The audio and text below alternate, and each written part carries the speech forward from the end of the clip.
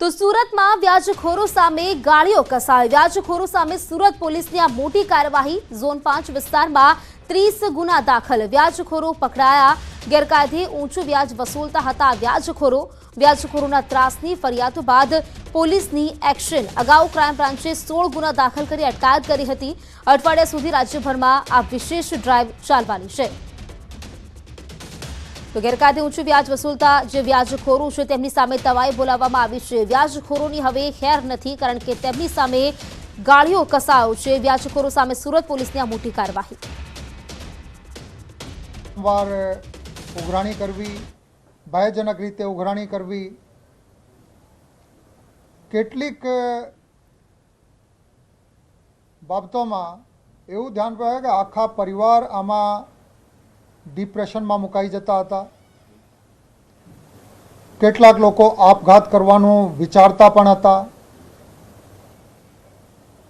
આ બધી વસ્તુના સમગ્ર ચિત્રને આવરી લઈને એક નક્કી કરવામાં આવ્યું કે હવે આ વસ્તુ ઉપર ધ્યાન કેન્દ્રિત કરીને સચોટ ડ્રાઈવ ચલાવવાની જરૂર છે। આ ડ્રાઈવ સુરત સિટીમાં ઓક્ટોબર મહિનાથી સઘન રીતે, આના પહેલાં પણ કેસો થતા હતા, પણ સઘન રીતે ઓક્ટોબર મહિનાથી શરૂ કરવામાં આવી। વર્ષ 2022ના છેલ્લા 3 મહિનામાં 53 કેસો એવી રીતે નોંધવામાં આવ્યા હતા। જે 53 કેસો નોંધવામાં આવ્યા, આમાં 72 આરોપીઓની ધરપકડ કરવામાં આવી હતી। આ કેસો 2 રીતે નોંધવામાં આવ્યા, કેમ કે લોકો પહેલાં માનસિક દબાણ અનુભવતા હતા, બીક હતી, લોકો સામે આવતા નહોતા। આમાં આખા વિસ્તારમાં ટીમો મોકલી અને ટીમોએ ગુપ્ત રીતે આ માહિતી એકત્ર કરી કે કોણ કોણ લોકો છે જે ગેરકાયદેસર રીતે વ્યાજના ધંધા કરે છે।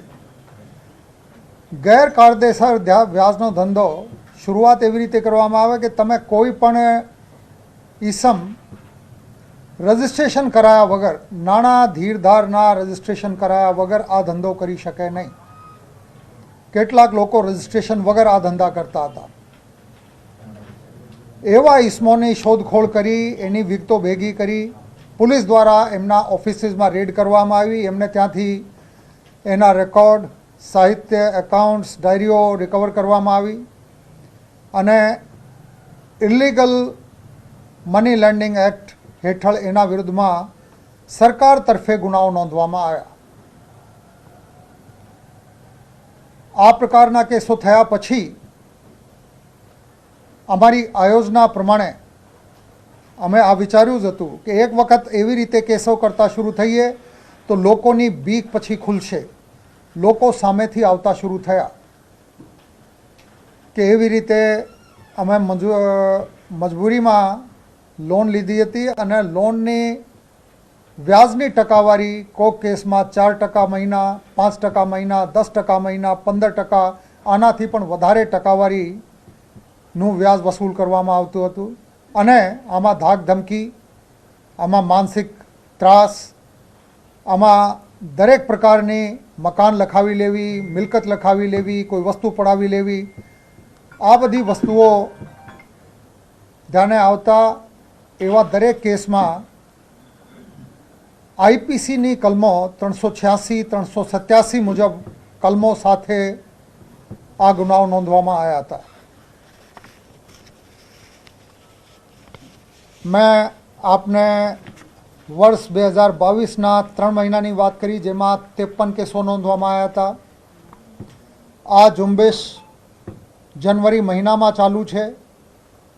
નામદાર સરકારશ્રીએ પણ આ બાબતે બહુ ગંભીરતા સાથે તમામને કામ કરવાની સૂચના આપી હતી। ડીજી સાહેબ તરફથી પણ એક ડ્રાઈવ શરૂ કરવામાં આવી છે। સુરત સિટી પોલીસ દ્વારા